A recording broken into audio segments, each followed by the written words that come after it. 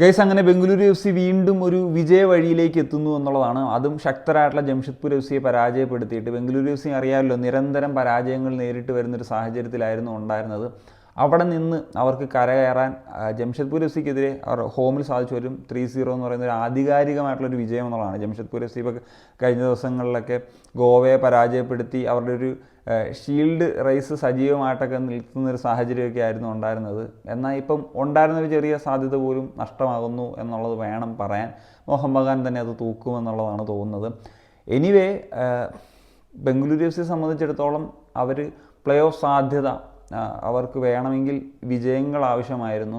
കാരണം അറിയാമല്ലോ, കഴിഞ്ഞപ്പോൾ 5 മാച്ചിൽ തന്നെ നോക്കിയാൽ 4 പരാജയമാണ്. അങ്ങനെ ഒരു വളരെ മോശം ഒരു ഫോമിലായിരുന്നു ഉണ്ടായിരുന്നത്. പിന്നെ ഏറെ നാളുകൾക്ക് ശേഷമാണ് ഈ ഒരു മത്സരത്തിൽ ബംഗളൂരു എഫ് സിക്ക് ഒരു ക്ലീൻ ഷീറ്റ് സ്വന്തമാക്കാൻ സാധിക്കുന്നത്. എന്നാണെങ്കിലും ഈ ഒരു മത്സരത്തിൽ ഗുർപ്രീതിനെ ബെഞ്ച് ചെയ്തിട്ടാണ് ഒരു സറഗോസ അവർ 11 ഇറക്കുന്നത്.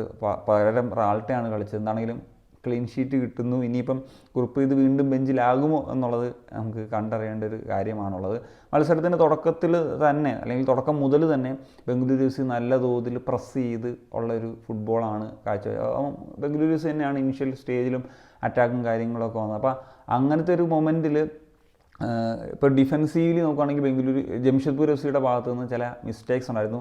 അവരുടെ ഏറ്റവും പ്രധാനപ്പെട്ട താരം ഇപ്പം സ്റ്റീഫൻ നെസെ, അവരുടെ ഒരു ഓൾറൗണ്ടറായിട്ട് കളിക്കുന്ന പ്ലെയറാണ്. അദ്ദേഹത്തിൻ്റെ ഒരു അസാന്നിധ്യം വീണ്ടും അവർക്കൊരു പരിക്കേൽക്കുന്നു എന്നുള്ളതാണ് ഒരു കാര്യം. കാരണം ഇതിനു മുമ്പ് 2 മത്സരങ്ങൾ അടുപ്പിച്ച് 5 ഗോളുകൾ വഴങ്ങി തോറ്റ ആ സമയത്തും എസെ ഇല്ലായിരുന്നു. പിന്നീട് എസെ തിരിച്ചെത്തിയതാണ് അവർക്ക് ഡിഫെൻസീവ്ലി ഒഫെൻസീവ്ലി ഒക്കെ ഗുണം ചെയ്തിട്ടുള്ളത്. വീണ്ടും ഇതാ എസയുടെ ഒരു അഭാവം വരുന്നു, മിസ്റ്റേക്സുകൾ സംഭവിക്കുന്നു, അവർക്ക് ഗോൾ കൺസീഡ് ചെയ്യപ്പെടേണ്ട സാഹചര്യത്തിലേക്ക് വരുന്നു എന്നുള്ളതാണ്. ഇപ്പം ഇനിഷ്യൽ സ്റ്റേജിൽ തന്നെ ഇപ്പം പ്രതീക്കിൻ്റെ ഒരു മിസ് വഴിയിട്ട് ആദ്യം തന്നെ ഒരു ഗോൾ നേടേണ്ടതായിരുന്നു. അത് എനിക്കൊരു പെനാൽറ്റി ഇൻസിഡൻറ്റ് പോലെയാണ് തോന്നുന്നത്. പക്ഷേ പെനാൽറ്റി വിധിച്ചിട്ടില്ല. എന്നാൽ കുറച്ച് മൊമെൻറ്റ്സുകൾക്ക് ഇപ്പുറം തന്നെ മറ്റൊരു പെനാൽറ്റി കിട്ടുന്നു. സൗരവ് ഒരു ഫൗള് ചെയ്തിട്ട് ബി എഫ് സിയുടെ ഒരു പെനാൽറ്റി ടേക്കറായിട്ട് വന്നത് സുനിൽ ഛേത്രിയാണ്.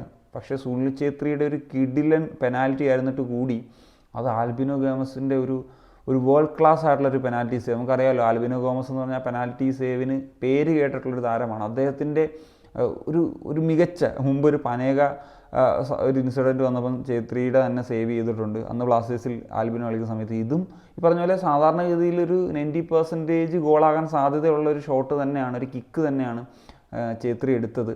പക്ഷേ അത് സേവ് ചെയ്യുന്നു എന്നുള്ള അതിനുശേഷം വീണ്ടും ഒരു ഗോള് അടിക്കാനുള്ള ഛേത്രിക്ക് അടിക്കാനുള്ളൊരു അവസരം ഉണ്ടായിരുന്നു. പക്ഷേ അത് ആൽബിനോ ബീറ്റ് ചെയ്തു. പക്ഷേ പ്രതീക്കിൻ്റെ ഒരു ഗോൾ ലൈൻ ക്ലിയറൻസ് ആണ് രക്ഷയായത്. പക്ഷേ ആദ്യത്തെ ഗോൾ വരുന്നത് അത് ഭയങ്കര ഒരു കോൺട്രവേഴ്സി ആകാനുള്ള എല്ലാ സാധ്യതയും ഉണ്ട് എന്നുള്ളതാണ്. കാരണം ജംഷഡ്പൂരിൻ്റെ ഒരു പൊസഷൻ റഫറിയുടെ ശരീരത്തിൽ തട്ടി നഷ്ടമാകുന്നു എന്നുള്ള സാഹചര്യത്തിൽ അത് ഡ്രോപ്പ് ചെയ്തിട്ട് ആണല്ലോ സാധാരണഗതിയിൽ അടിക്കാറ്. അപ്പോൾ ആ ഡ്രോപ്പ് ചെയ്യുന്ന സാഹചര്യത്തിൽ അവിടെ ഒരു പ്രസ്സിങ് സംഭവിക്കുന്നു.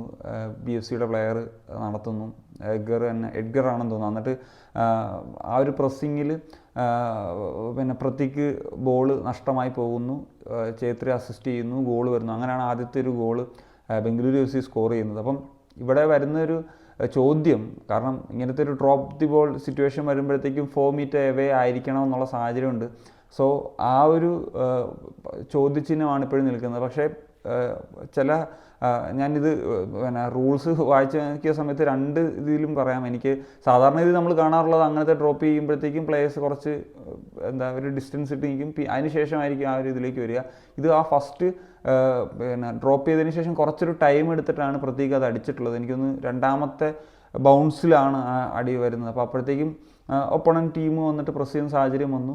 അതിൻ്റെ ഒരു ഗുണമെന്ന വണ്ണം പറഞ്ഞാൽ സുനിൽ ഛേത്രിക്ക് ആ ബോൾ കിട്ടുന്നു, സുനിൽ ഛേത്രി അസിസ്റ്റ് ചെയ്യുന്നു. അങ്ങനെയാണ് 1-0 എന്ന് പറയുന്നൊരു ഗോളിലേക്ക് പോകുന്നത്. അത് ക്രിസ്റ്റൽ ജോൺ ഗോളാക്കി വിധിക്കുകയും ചെയ്യുന്നു എന്നുള്ളതാണ്. 2ാം പകുതിയിലേക്ക് വരുമ്പോൾ നൊഗ്വേറയുടെ ഒരു ഫ്രീ കിക്കിൽ നിന്നാണ് ഗോൾ വന്നത്. പക്ഷേ അതിൽ രാഹുൽ ബേക്കയ്ക്ക് ഒരു ക്രെഡിറ്റ് ഉണ്ട്. കാരണം അദ്ദേഹത്തിൻ്റെ ആ ഒരു ഇടപെടലാണ് ആൽബിനോ ഗോമസിനെ കൺഫ്യൂസ്ഡ് ആക്കിയത്.